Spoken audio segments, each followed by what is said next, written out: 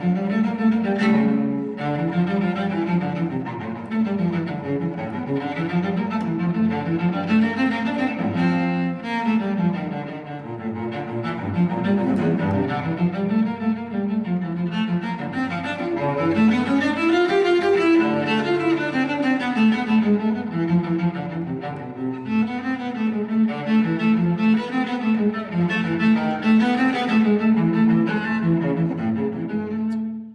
we are with Judge Ernie. So in October 1920, episode 9 in our series.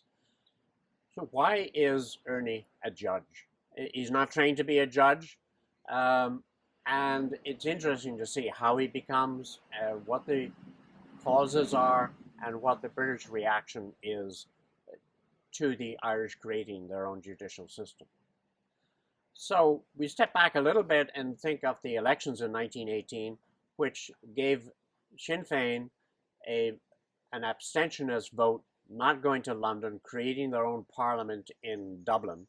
In 1919, creating that parliament, and the consequence of that was they created their own laws. The army became the Irish Republican Army, and one of the functions was to create, for civilian control, a legal system. And the legal system involves courts. So they created their own system of courts. They didn't have funds to create a court system in the normal sense. So what we find is that the court locations were more informal. There were not courthouses, there were cottages, which people gave over to the cause. Now, what was happening in the background was that by August of 1920, the Irish plaintiffs were no longer going to the British system. It was bankrupt, it was empty for many reasons. Witnesses were being kidnapped or not going to court. The jury system was ineffective. Magistrates quite often either resigned or might have been kidnapped before a case. So their system was, in effect, not operable. So what we find is that Ernie becomes a judge. Now, why does he become a judge? We're down in East Limerick on the Tipperary border, and he's the senior Dublin representative in the area, and a court is being called. So he's appointed as the senior, neutral, independent person. And the court is in a cottage. As the best way to really describe it is tell it in Ernie's words from his memoir, On Another Man's Wound. I was president of the first land court held in the area. 2 brigade officers sat with me. The courtroom was a low slated cottage. It had a trailing vine on the front wall and a small, well-kept garden bounded by a bright blue fence. A strong after-rain smell came from the mauve lavender, and the yew tree across, surrounded by heavy tapped grey willows. Behind the apple tree, goldfinches bubbled with song, and a grey wagtail beat with his tail. The people of the house wished us a good hearing. They set off to visit the neighbors, so to be out of the way, as they said. We sat in the kitchen on 3 brown wooden chairs, with our backs to the small oblong panes of a window. A grandfather clock ticked heavily. The table in front of us was covered with a green oilcloth. Seated opposite to us were the plaintiff and the defendant, but as they made their claims and counterclaims about trespass on the right-of-way, it was hard to make out which was which. They did not object to any of us. They selected counsel from a group of officers. They signed a form which would honor the court's decision. The defendant was burly. He was a red, beefy face, ragged mustache, and long hairs coming out from his nostrils. He spoke with an even roughness when he addressed the court, but an emphatic, hoarse distaste when he turned toward his opponent. "That bloody fellow," he called him. I had to ask him to speak with more respect. The plaintiff was clean-shaven and dark-skinned with black hair, his cheekbones ridged out. Below them, his cheek line caved in.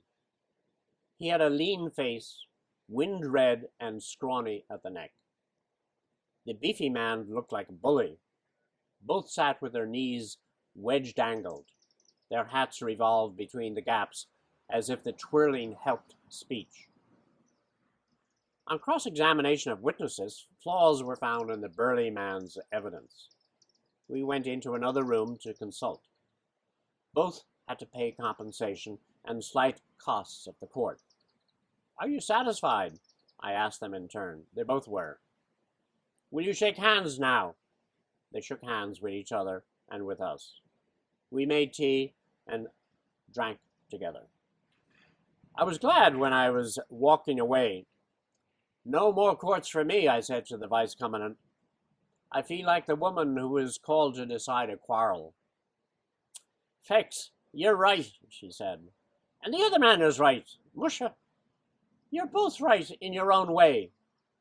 So there we have Ernie as a judge in a local cottage, giving out a good, fair system of judgment, which is accepted.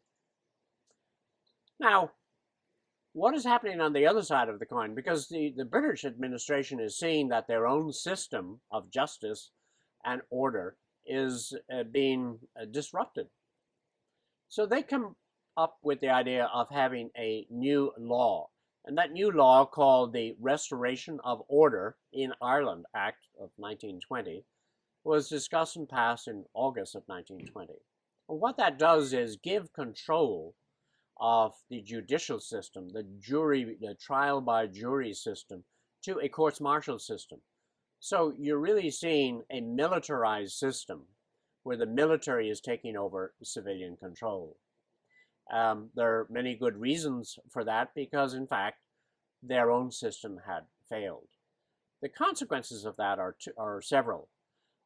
One is that they do get more convictions of IRA people who are captured, tried by military trial, and put in jail. The other consequence is that those people who don't want to be caught, who were living at home, go on the run. So that means the IRA ranks are filling up more, and they are able to have full-time people, and they develop a concept called a flying brigade. The flying brigade was not stuck in one village, but was able to go around within a county, within a brigade area, and create attacks. So it was just one of the ironies of the Restoration of Order Act that it really aided the IRA in getting more people to come in. Now, in the month of October, two sad things occur in Ireland, which we must mention here. One is the shooting of the Sean Tracy in Dublin. Tracy had been the man who helped persuade Michael Collins to send Ernie O'Malley to Tipperary. And the other was a made international reputation, which is the Lord Mayor, the second Lord Mayor of Cork, Terence McSweeney. He died after 74 days hunger strike in a Brixton prison in London. That had a dramatic impact. So next time, join us for Bloody Sunday in Dublin.